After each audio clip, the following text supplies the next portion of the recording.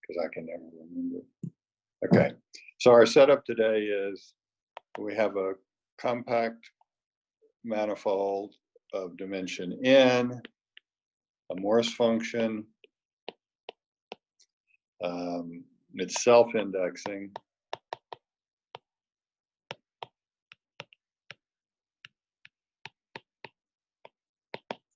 which means that the negative boundary goes to -1, the positive boundary goes to n+1, and a critical point, P is the critical point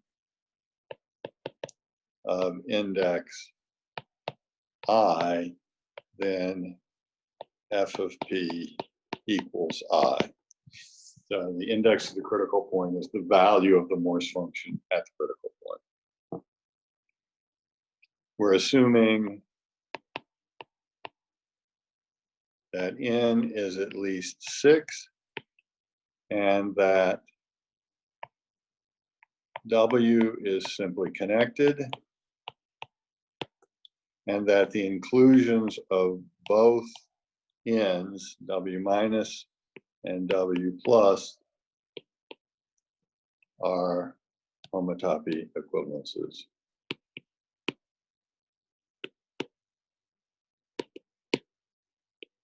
Okay. And then the conclusion is that W is diffeomorphic to a product. And the way we're going to prove that, as I've indicated before, is we're going to do operations on F until we cancel, get rid of all the critical points. F will then be a Morse function without any critical points, and that's one of our standard facts. You then take a gradient-like vector field and integrate it to see that W is a product of boundary minus W with the interval. Okay. So then the conclusion is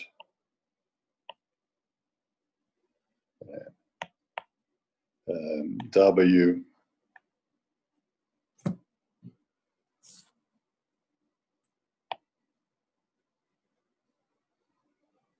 what's happened to me here? Anybody have any ideas? Oh.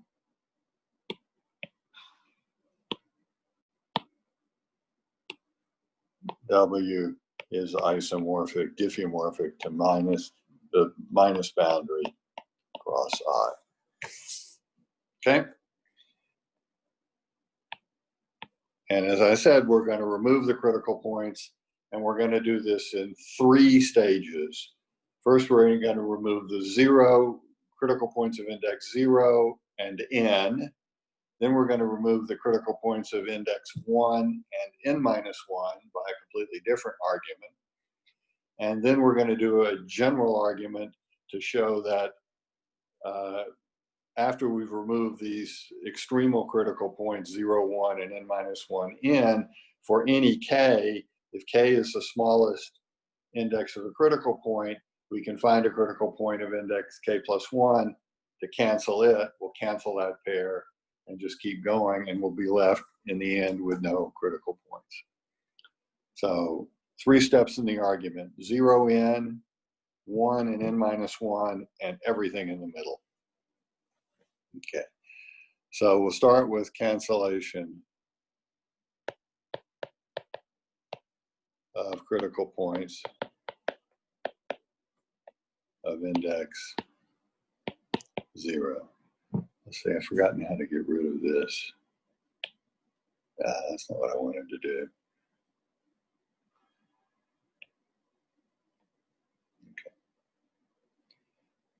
Okay, so here's the picture that goes with that. Here is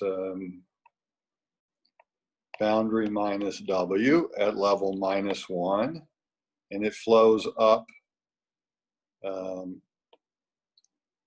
to level 1/2, and in doing so, it passes all the critical points of index 0, C0, C1, C2. These are all critical points of index 0.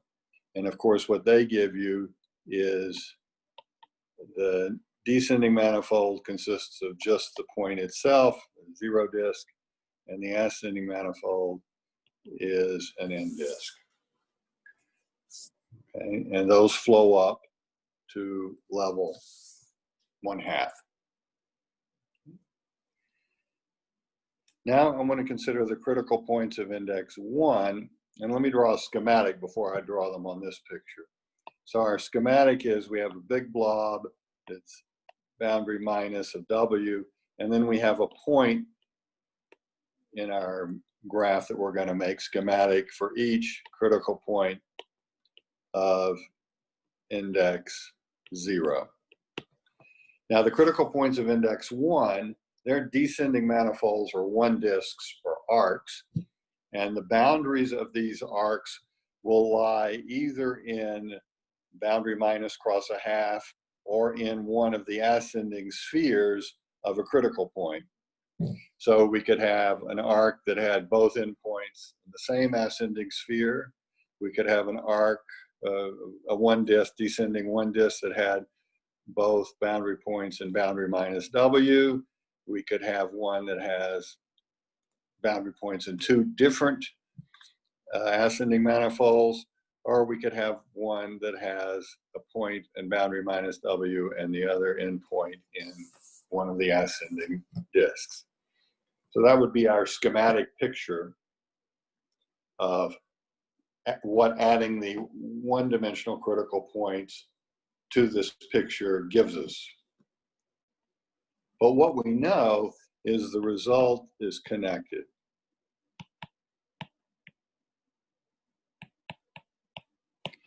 Because the number of components of this schematic graph, if you will, is the same as the number of components of the union of the part of the manifold between -1.5, F inverse of -1.5, union the descending one-dimensional disks. Because if I have an actual flow line that goes like this, it's what it does to the components is exactly what you see down here. On the other hand, F inverse of -1.5 union the one-dimensional, the descending one disk from the critical points of index 1 is a deformation retract and therefore homotopy equivalent to F inverse of -1 3/2. Okay. So you can deform the entire boardism onto the lower boardism and the highest level critical points that you pass. W is obtained from this manifold by attaching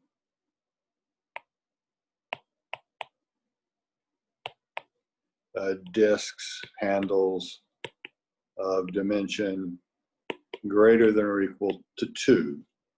And therefore, the number of components of W is the same as the number of components of this manifold. But W is connected because it's simply connected. So that implies that this inverse image, -1 3/2, is connected. Okay. And therefore, this graph that I was drawing is connected. Well, if this graph is connected and W minus is non-empty, because otherwise we wouldn't have anything, there has to be a one disk connecting boundary minus W to some ascending disk. So there has to be a descending manifold from a critical point of index 1 that meets one of the ascending manifolds from a critical point of index 0 in a single point, and its other end is in W minus, cross 1/2. Right? Well, this is exactly the setup of the first cancellation lemma. Here we have two critical points of adjacent index. There's exactly one flow line between them, and that's transversal. No condition at all in this case. It was automatic in this case. And therefore, I can cancel C naught and this critical point of index 1. Okay. So I continue to do that as long as there are critical points of index 0. I eventually end up canceling all of them. And canceling an equal number of critical points of index 1. So by this argument, we cancel pairs of PI of index 0 and a QI of index 1, as long as there are critical points of index 0, and we get down to no critical points of index 0. Okay. Any questions about that? This is the simplest possible case of this cancellation argument. Okay. Well, the same thing works to cancel the critical points of index n. So consider minus f from W to, I guess it's minus n plus 1, comma 1. And maybe this isn't self-indexing, but nevertheless, you could add a constant to it to make it self-indexing. And the critical points of index 0 for minus f are the critical points of index n for f. So flip the function over, replace it by its negative, cancel its critical points of index 0 by exactly the same argument. You end up canceling the critical points of index n for f. Okay, so now no critical points of index 0 or n. Okay.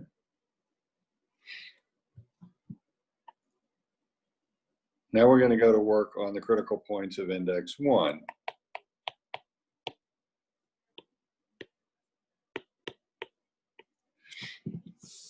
In the history here, this was a case that Smale's argument, original argument, didn't apply to. And in one early version of his result, he had the hypothesis that there were no critical points of index 1.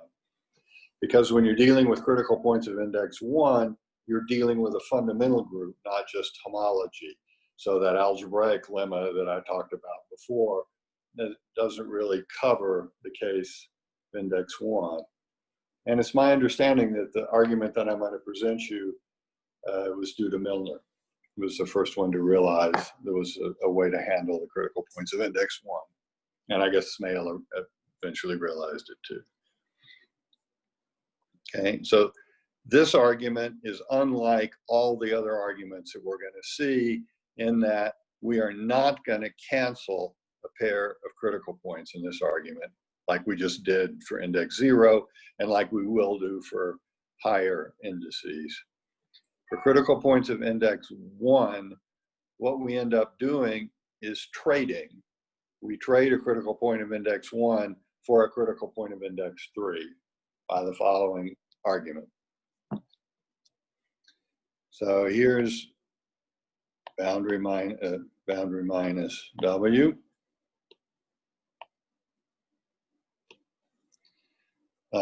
There are no critical points of index 0, so the first critical points are index 1. Let's say draw 2 of them. And let's go up to level, first let's go up to level 1.5 and look at the ascending manifold for one of these critical points. Okay, so we have a critical point of index 1, P. This is the point that we're going to trade. We're going to get rid of it without creating new points of index 1, but we will create a critical point of index 3. Okay. So the first thing that I claim is that there exists an embedded loop, gamma, in this level that meets the ascending sphere out of P, which is a sphere of dimension n-2, transversely in a single point. Certainly, if we're going to cancel P using the first cancellation lemma, there has to be such a loop, because if you're going to have a point of index 2 that's going to be used to cancel P, there has to be a unique flow line between the two critical points, which means the descending circle in this level for that critical point of index 2 has to have this property. It has to meet the ascending sphere in a single point. Okay. So this is certainly a necessary condition. And here's the idea. Well, here's the proof. First, there exists an arc, gamma naught, in level contained in the standard neighborhood around the critical point for P. So remember the standard neighborhood looks something like this, where this, I guess, is P is at level 1, so maybe this is F equals 1/2, and this is F equals 3/2. Okay. And then I have some neighborhood,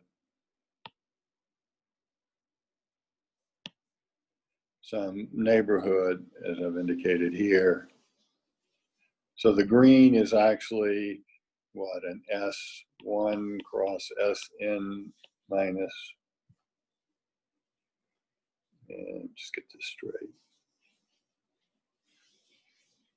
S naught cross Sn minus 2. Right. Right. So let me straighten that out.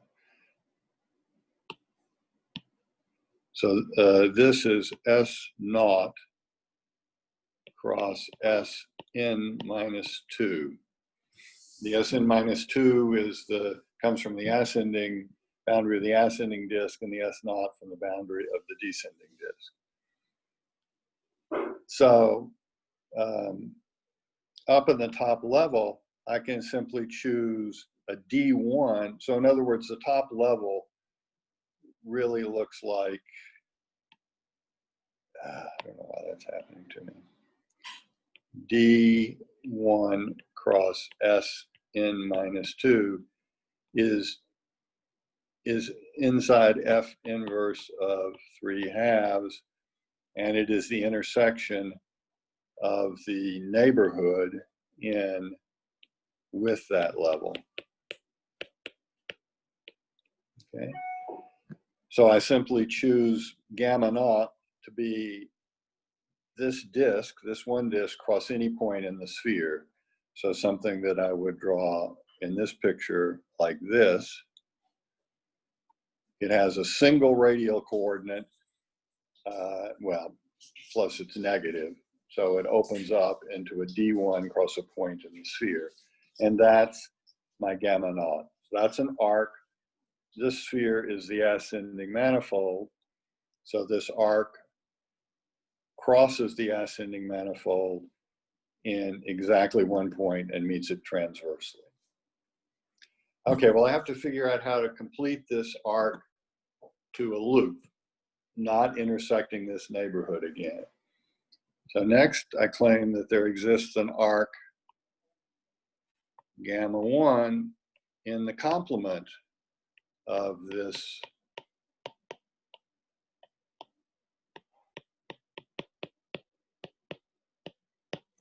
with the same endpoints.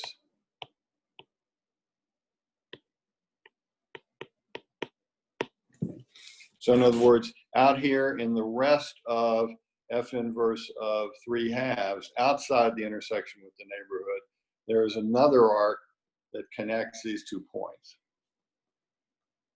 Well, why is that? We know that F inverse of 3/2 minus its intersection with the neighborhood is diffeomorphic to, in fact, the flow gives you an isomorphism between this and F inverse of 1/2 minus the intersection with N, F inverse 1/2. But the intersection with N intersected F inverse of 1/2 is a collection of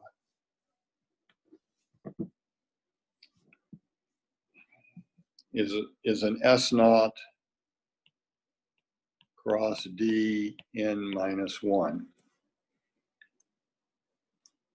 So the flow produces a diffeomorphism between the complement of neighborhoods of the attaching zero sphere for the one handle and a neighborhood of the complement of that neighborhood to the complement at the top of the neighborhood minus the, the level minus the intersection with the neighborhood of the ascending manifold. F inverse of 1/2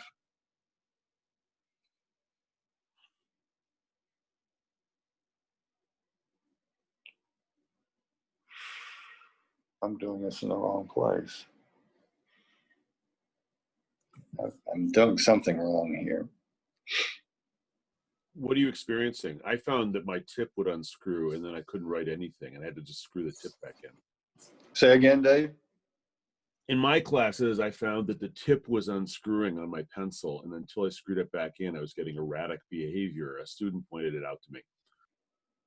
Yeah, mine's fine. No, I'm worried about the argument here. I've got myself confused. This is a one handle. So its boundary down here is a union of 2 disks.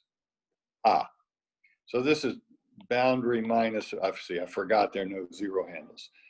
So at this end, so what we have is a diffeomorphism between boundary minus of W minus the neighborhoods of the descending spheres, which are S naughts for the critical points.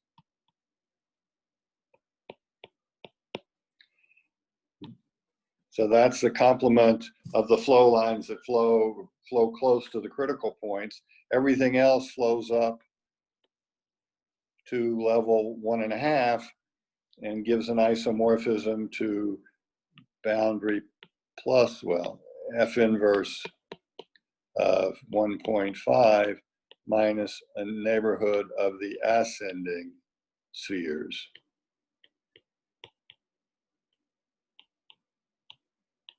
Okay. So this should be F inverse of -1 actually. So in this picture we see a product structure from boundary minus of W minus these disks up to the complement of the ascending spheres. W minus is connected and of dimension at least 5. Taking out a finite set of points and disks around them won't affect that. So W minus minus these disks is connected. That means that the level here minus the ascending spheres is also connected. So gamma naught has endpoints in this region where we have the product structure, and outside we know to be connected. Therefore, so since the level 3/2 minus the intersection with this standard neighborhood of the critical points is connected, gamma 1 exists. we have 2 points, the 2 ends of gamma naught, they both lie in this boundary, and therefore they can be connected by an arc in the complement of this canonical neighborhood. So we put gamma naught and gamma 1 together. Gamma naught union gamma 1 is a loop meeting the ascending sphere from P transversely in a single point. Now, deform it slightly to be smooth, that won't affect this condition. So there's your loop. So that's what I claim, that there's a loop at this level that crosses this ascending manifold. Let me draw it in blue, crosses it once. Okay.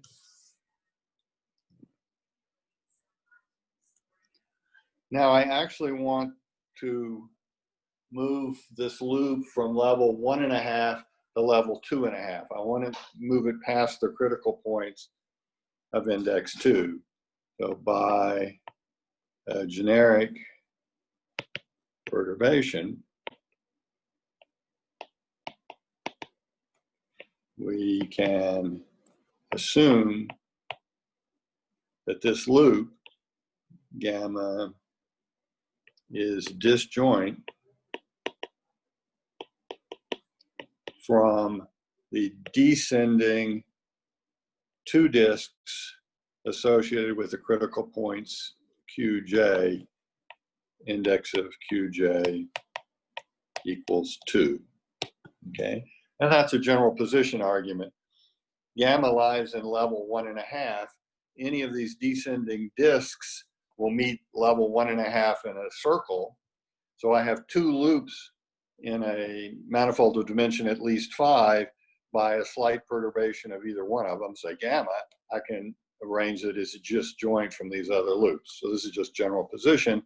Once gamma is disjoint from these loops, we flow up under the gradient-like vector field, flow it up to level 2.5 using the gradient-like vector field chi.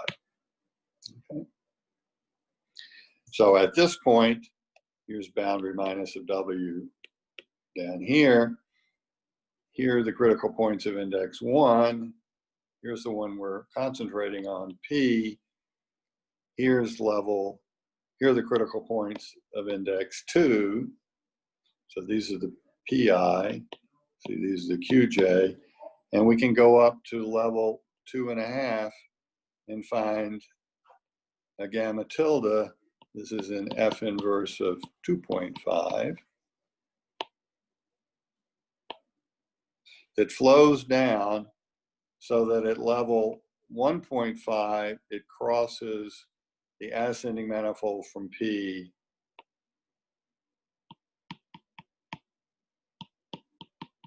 transversely in a single point. Okay. So that's what I've arranged. Now I'm going to get this to cap it.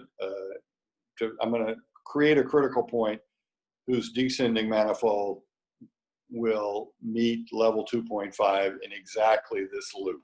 But I'm going to create a new critical point with that property, create a pair of critical points, one of which will have that property, without trying to take one of the existing critical points and show that it has the right boundary. Okay, so here's level 2.5.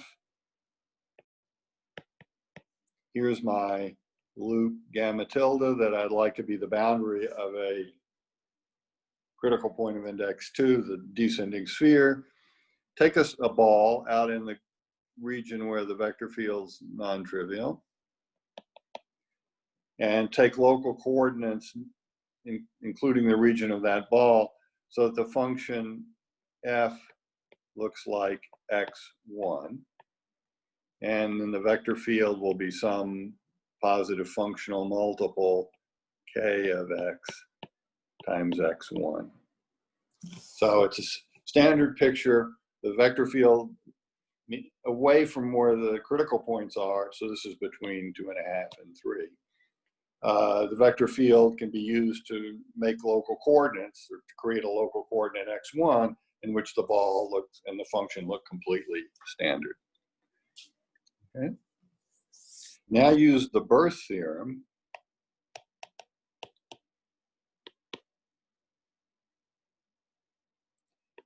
to replace f restricted to this ball, b is the ball, by some f naught with two critical points of index 2 and 3, canceling in fact.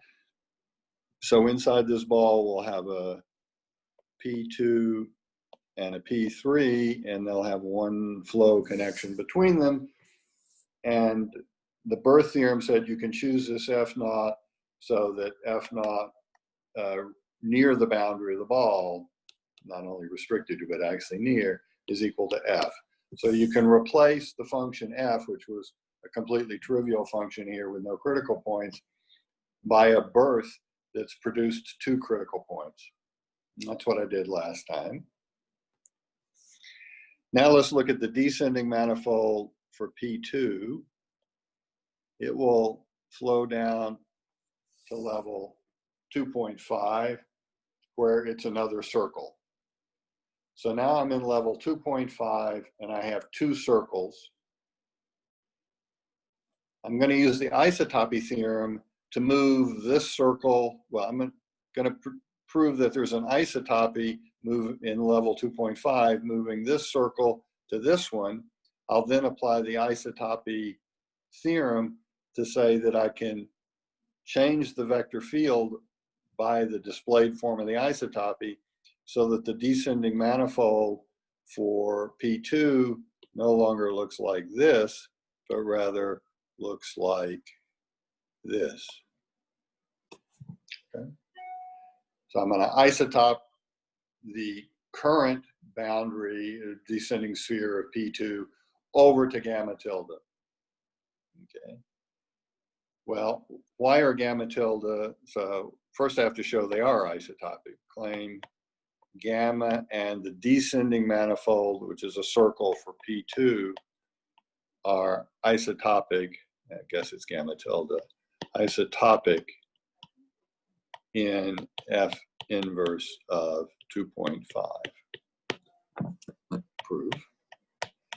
Well, first we show they're homotopic.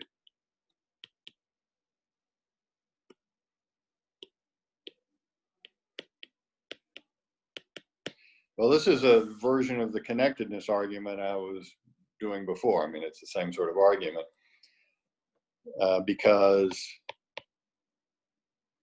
F inverse of 5/2 is simply connected.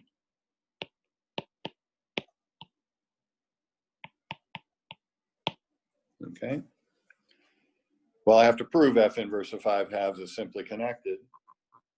So why is that? Step one, F inverse, the manifold up to 5/2 is simply connected. So everything from boundary minus of W past the critical points of index 1 and 2 is a simply connected manifold. The reason is since W is, call this X, is obtained from X by adding handles of dimension greater than or equal to 3. Adding a handle of dimension 3 or higher does not affect the fundamental group. And W is simply connected. So that implies X is simply connected. Okay. Now we turn this argument over and we say X is obtained from its upper bound, well, from its boundary, F inverse of minus 5/2, its upper boundary, by adding handles of dimension. Well, coming up, they were handles of dimension 1 and 2. So going down, they're handles of dimension n-2 and n-1, which is, since n is at least 6, these are handles of dimension 4 and 5. Again, that doesn't affect the fundamental group. That implies F inverse of 5/2 is simply connected.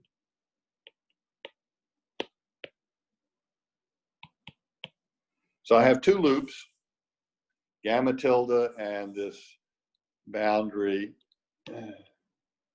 of the descending sphere out of P2. There's circles in this embedded loops in this simply connected manifold of dimension at least 5. Simple connectivity tells me these loops are homotopic, and general position tells me there's an embedded annulus connecting them. Well, that's the track of the isotopy. So in fact, you get something much stronger than there's an isotopy. You actually have an embedded annulus with one boundary, this descending sphere, and the other boundary, gamma tilde. So now simply connected implies there exists an isotopy, general position,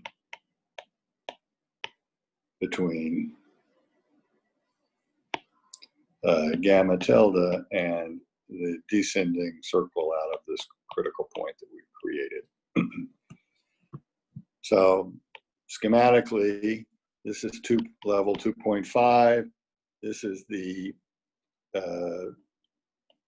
descending manifold from the critical point of index 2. Here is gamma tilde. Between 2.5 and, oh, I don't know, 2.1, I do the isotopy using the isotopy theorem. And then the vector field from there on down just carries this straight vertically down to level 1.5, where it is the original curve gamma. So the descending manifold out of this critical point is the original descending manifold above level 2.5. Then it goes by the track of the isotopy over to gamma tilde, and then it comes straight down to at level 1.5. It's this loop gamma, which meets the ascending manifold at a single point. Therefore, transversely, we have a single transverse flow connection. So P2 and P are connected by a single transverse flow connection. Question. Yeah. The annulus that's embedded in F inverse of 5/2. Yeah. That's embedded because the dimension is greater than 5, right? Greater than or equal to 5, yeah. Yeah, okay. Thanks. Yeah, so this is just a general position argument. If you want, it's Tom transversality again. You look at the condition that the map be an immersion. So what kind of condition is that in the 1-jets? Well, the 1-jets over a point are maps from a 2-dimensional vector space to a 5-dimensional vector space. And what are the conditions that map have lower rank, not have rank 2, not be an embedding, a linear map? Well, you have 4 minors, the 4 minors to check. So that's a codimension 4 condition. So generically, the map of the annulus N will be an immersion, and then you use general position, use the diagonal in M cross and W, F inverse of 5/2 cross itself. And you see it's a codimension 1 condition that there be intersection points. So the generic map will be an embedding. Yeah. So does this also mean that you can't do this handle trading in 5-dimensional cobordisms? So like between 4 manifolds? For this level, let me think about that. So you would be trying to, yeah, this argument won't work. Right, this argument won't work. And in fact, well, not, yeah, won't work.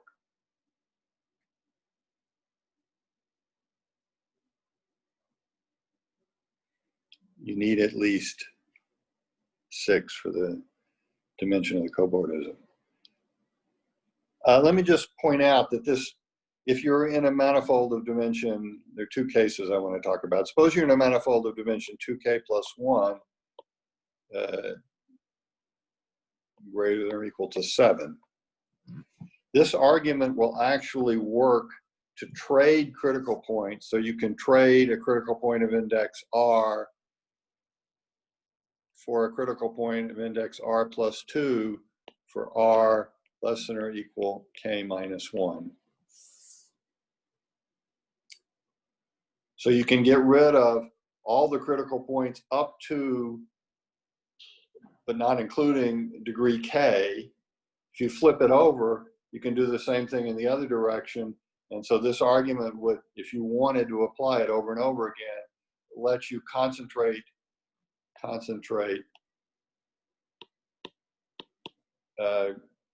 the critical points in index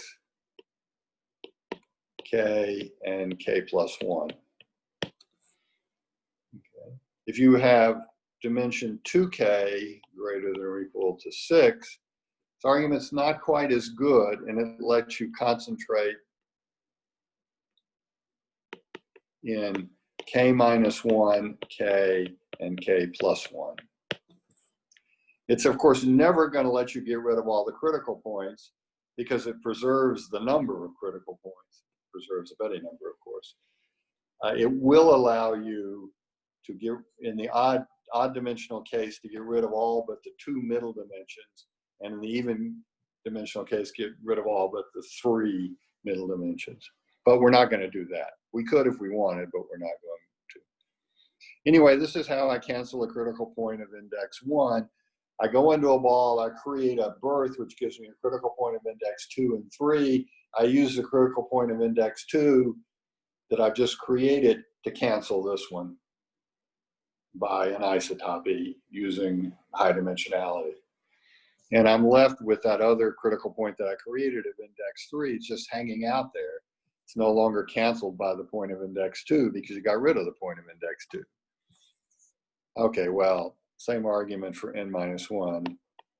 Turn f over to cancel critical points of index n minus 1. All right. All right.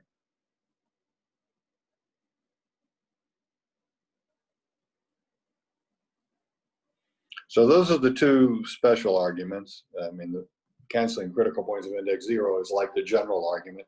Canceling critical points of index 1 is special. And you see, just let me back up and say one more thing about that. I had to go up to a level that was simply connected to make this argument work. I couldn't work at a level in between the critical points of index 1 and 2. I could not take the critical points of index 2 and somehow maneuver them, because I would be trying to do isotopies or the algebraic lemma in a region that was non-simply connected. And that just won't work.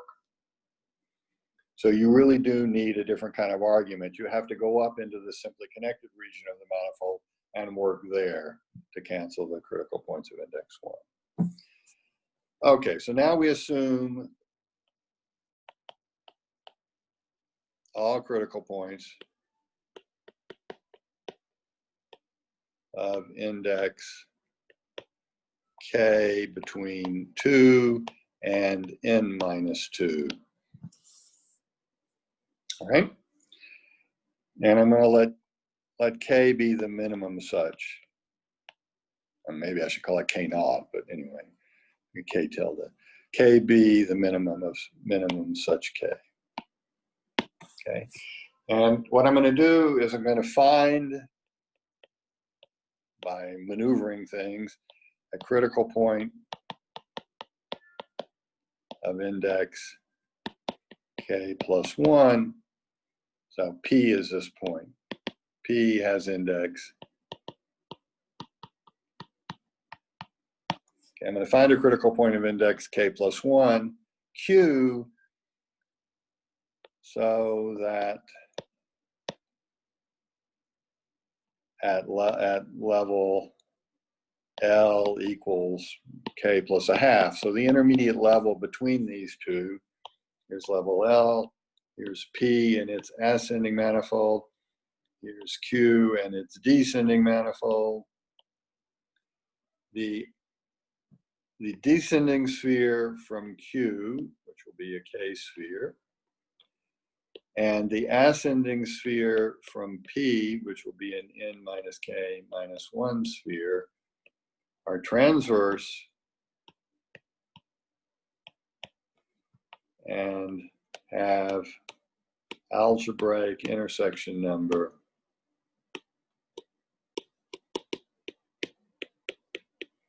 plus or minus 1. Then use the second cancellation theorem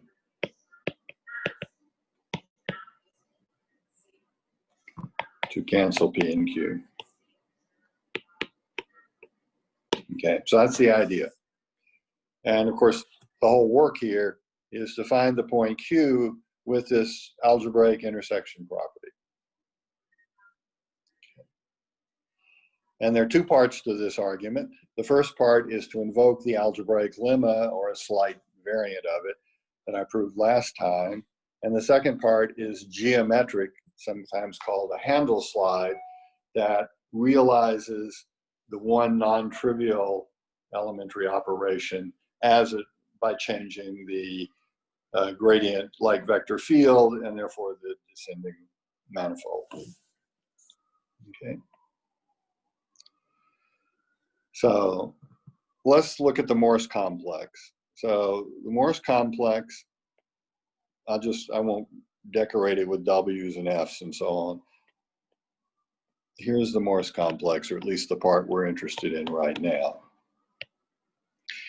So I get 0 below K because I don't have any, so this is computing with a homology of W mod its minus boundary. I don't get any lower chain, the lower chain groups are all 0 because there aren't any critical points of index less than K. So this has a basis, let's say E1 to, let's say F1 to FK, and CK plus 1 has a basis E1 to ET. And where do these bases come from? They come from the descending manifolds. So what I have to do is for CK, I have to order P1, K is a bad letter here, S. Order P1 up to PS critical points of index K. So choose an ordering of the critical points of index K, and then orient each descending disk from the PI, which is a disk of dimension K. And then what this basis is the fundamental class of the disk from PI modulo its boundary. EI, FI is the class of these descending disks. The orientation is needed to know what generator I'm taking for the relative homology. I have to do the same thing for the critical points of index K plus 1. I order Q1 to QT I orient the descending manifolds now of dimension k plus 1 for the QJ, and I get a basis, get an ordered basis. Okay. And then I have the matrix for delta. So let's call this basis, let's call this basis beta 1. Okay. I'm not going to change the F, so I'll just leave it alone. Okay, so the first claim is there exists a sequence of ordered bases for CK plus 1, starting with beta 1, beta 2, up to beta L, such that, well, first of all, beta I plus 1 is obtained from beta I by an elementary operation. I'll recall what those are in just a second. And secondly, beta L consists of the ordered basis E1 prime up to ET prime, and boundary of EI prime is equal to Fi if I is less than or equal to S, and is equal to 0 for I greater than S. And because this is a surjection, T is greater than or equal to S. Well, the fact that there's such a sequence connecting, okay, how do you prove this? I proved statements like this for bases of isomorphisms, but I don't have an isomorphism, I have a surjection. But the surjection has a kernel K, a kernel, and everything inside is a free abelian group, and therefore the sequence splits. So we have a map boundary, the original boundary map plus S goes to CK plus 1 into CK plus the kernel. And that's an isomorphism. Okay. I have a basis here, E1 up to ES, and I have a basis for this factor, F1 up to FT. Just add in, at the end, just add in an arbitrary basis, K1, KT minus S for the kernel. It's a free abelian group of rank T minus S, choose a basis for it. So now I have two bases, call this isomorphism I. I have two bases for C, K plus 1. I have E1 up to ES, and I have I inverse of F1, FT, K1, KT minus S. So this will be beta 1, and this will be beta T for beta L for some L. And there is a sequence, beta 1, beta 2, beta L minus 1, beta L, where at each step you do an elementary transformation on the basis. And you end up with a base, you end up with this basis. And so the boundary map here sends the first T elements onto F1 to FT, and sends the last ST minus S elements, S minus T elements, it should be S minus T, to 0. That's exactly what I claimed you could do. Now, what are these elementary operations? They are permute the basis,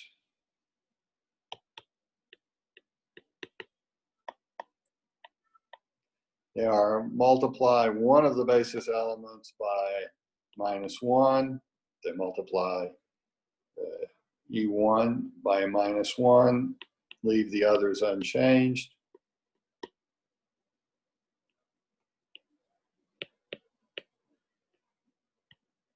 And the third is replace E1 by E1 plus E2 and leave others unchanged. Okay.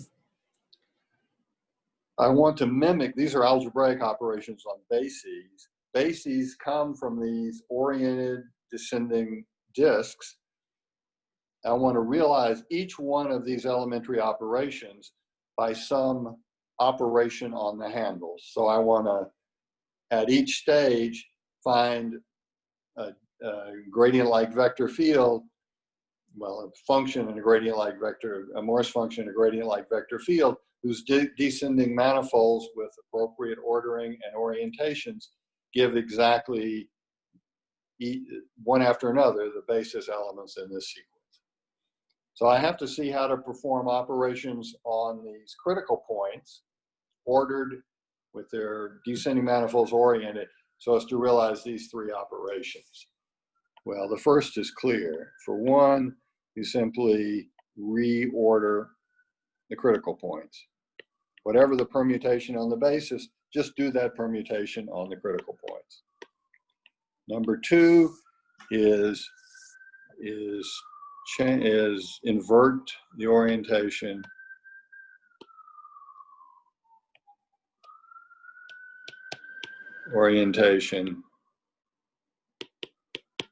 on D, well, if it's D1, D1, D1, P1, okay. So if you reverse the orientation, you change the relative homology class by a sign. That will change the basis element by a sign, leave all the others unchanged. The last one is where we actually have to do something, where we have to do a geometric operation. How can we replace E1 by E1 plus E2? So let me draw you a picture. So here's critical point P1 that corresponds to basis element E1, and here's P2 that corresponds to basis element E2. The first thing I do is, using the fact that I can move the critical points up and down a little bit, is I make P1, the critical value at P1, higher than the critical value at P2. Move it up a little bit. Okay. Now what I'm going to do is, in this intermediate level L, I'm going to find an isotopy of the descending sphere that starts and ends disjoint from the ascending sphere of P2, but so that the isotopy crosses P2 transversely in a single point. So at this intermediate level L, I'm going to find an isotopy of the descending sphere, which is K-1 sphere from P1, that crosses the ascending sphere, which is an N-K-1 sphere from P2, at a single transverse point. Okay, so that's what I'm going to do. Notice that the dimensions are right. This level is a manifold of dimension n-1. These two spheres are, the sums of their dimension is n-2, so that together they're codimension 1.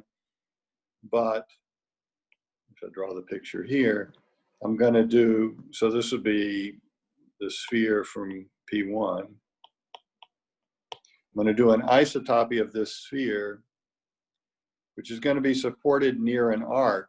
Maybe I should go a little bit further past, until it goes up and over the point. So the track of the isotopy will look more or less like what I've drawn. Of course, it'll be rounded off a little bit. Track of the isotopy will look like that. This is the sphere for P1, and this is its point of intersection with the sphere for P2. Okay. So that's what I'm going to do, and then I'm going to apply the isotopy theorem and see what happens.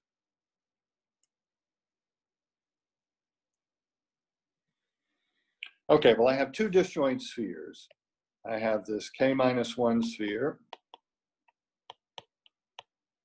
This is in level L.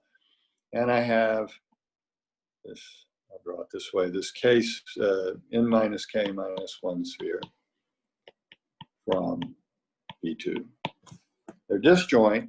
So the first thing I do is I draw an arc, embedded arc, that crosses one of the spheres at 0, say, and crosses the other sphere at 1. And I say crosses, this is not a transverse intersection, but nevertheless, the tangent vector to this arc does not lie it does not lie in the tangent space to the spheres at the point of intersection.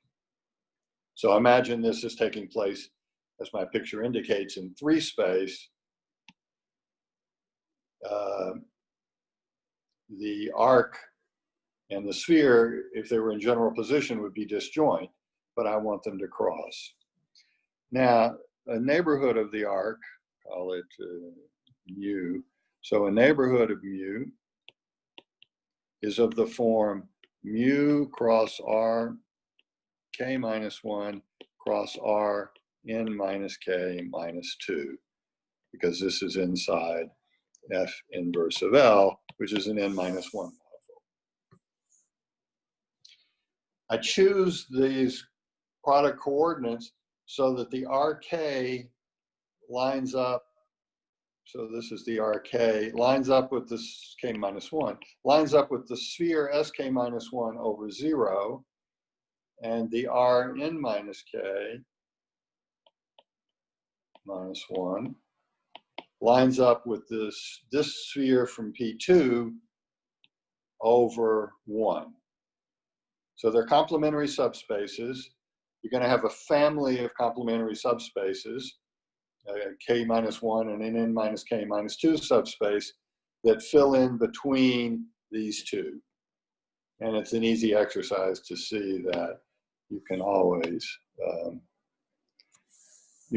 complete the picture. I mean, think about the Rk-1. Here I've chosen one tangent to the sphere. Here, choose one complementary to the tangent space to the arc and the sphere.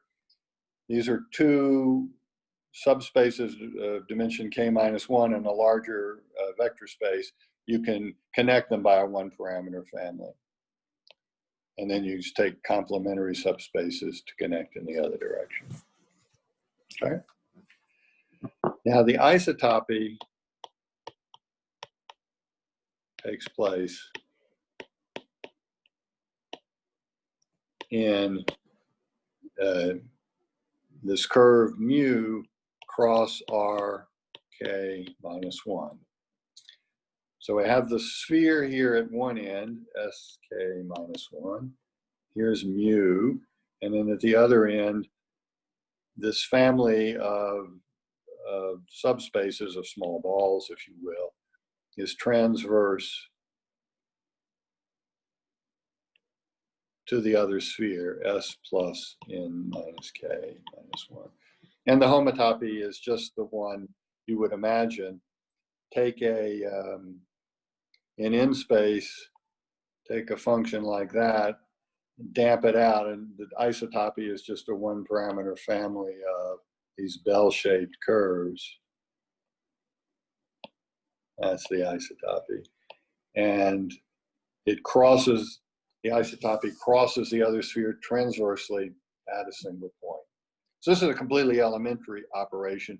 Doesn't really require much in the way of dimension. It certainly doesn't require simple connectivity. You just need the arc, the ability to fill in these two linear subspaces, and then just push across a neighborhood, a band in the arc. Okay. All right, so that's what I have. I've pushed the critical point P1 to be higher than the critical point P2. And in this intermediate level, I have an isotopy from this circle that to another, well, sphere which the isotopy crosses the ascending manifold in a single point.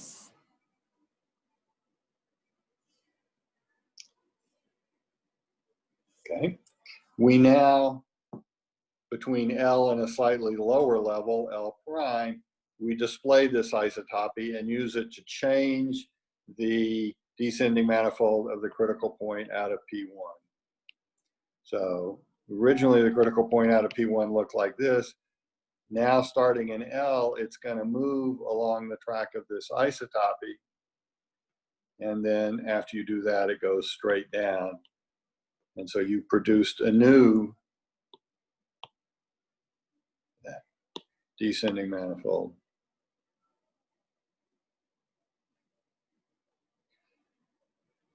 And the track of this isotopy meets the ascending manifold from P2 in a single point.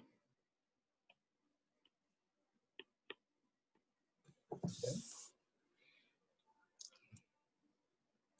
So now if we think about the way this new descending manifold meets the ascending manifolds for all the critical points of index K, it meets, of course, the ascending manifold from P1 in the single point where they cross, and now it meets the ascending manifold for the original vector field coming out of P2 in a point.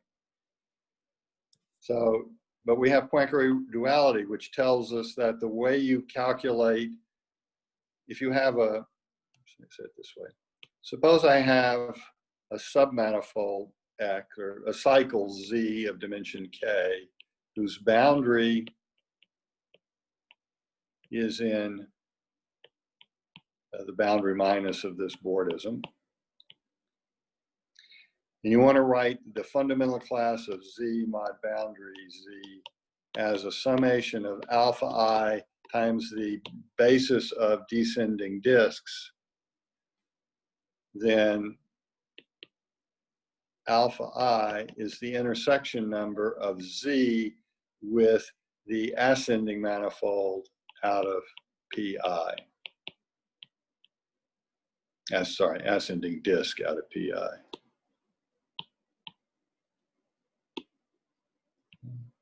This is just a statement of Poincare duality. The descending disks give you the homology of this bordism mod its boundary. The ascending disks give you the homology of the bordism modulo the other boundary, and those two are in perfect duality by intersection number. And the intersection with Fi is the coefficient of EI in the expression. So that's where this little lemma comes from. So by doing this deformation, I've moved the descending manifold of P until it hits both the ascending P1, until it hits the ascending manifold of P1 once, and the ascending manifold with respect to the original vector field of P2 once. That means it now represents, so the descending manifold for P2 represents E1 plus E2.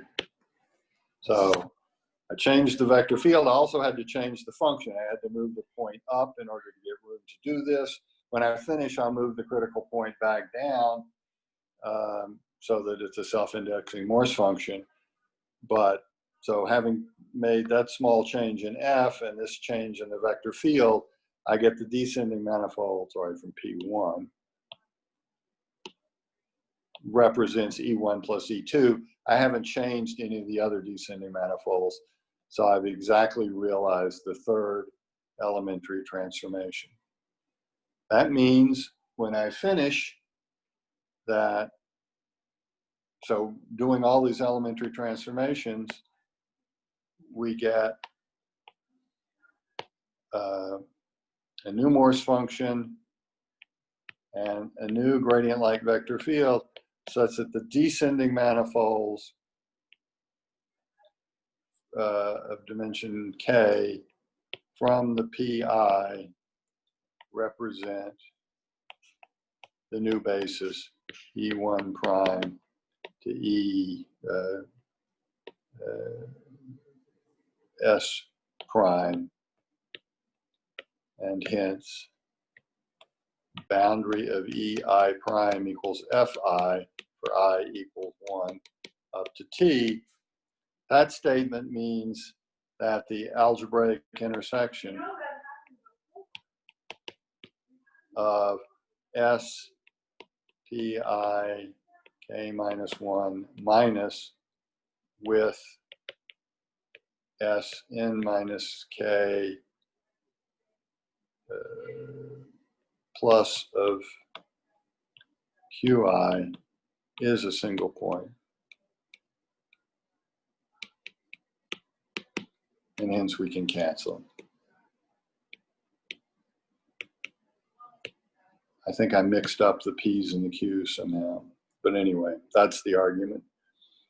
So I'm able to follow these moves, these algebraic moves, by handle operations or operations on the Morse function in the gradient-like vector field until I have this algebraic cancellation. I then invoke the algebraic result, cancel these points.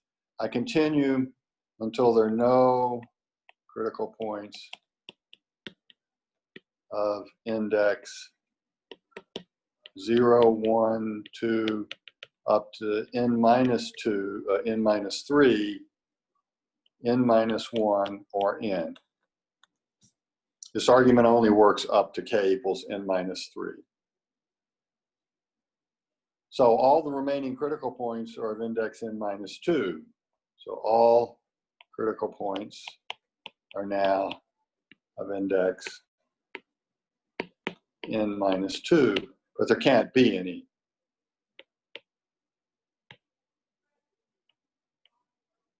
Since the homology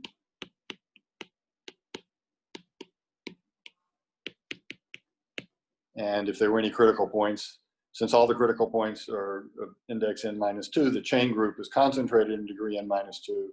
So the chain group and the homology are the same, and there is no homology, so there can be no chain group.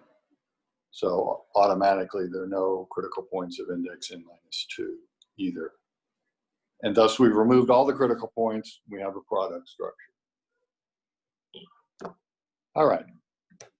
I would take questions if you have any.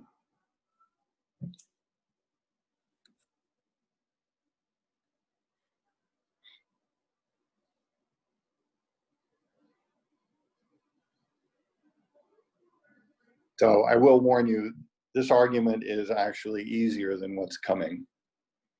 Easier in the sense of less intricate, not in the sense of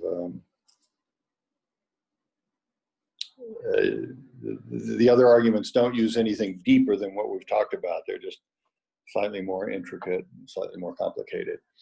And I probably won't present them in complete detail, though what I've written out in the notes is pretty close to a complete argument. Anyway, that's all I have to say today. One last chance for questions. If you have questions later on, part of this argument you don't understand, you can always email me. I'll be happy to respond. Okay. See you Wednesday. So long.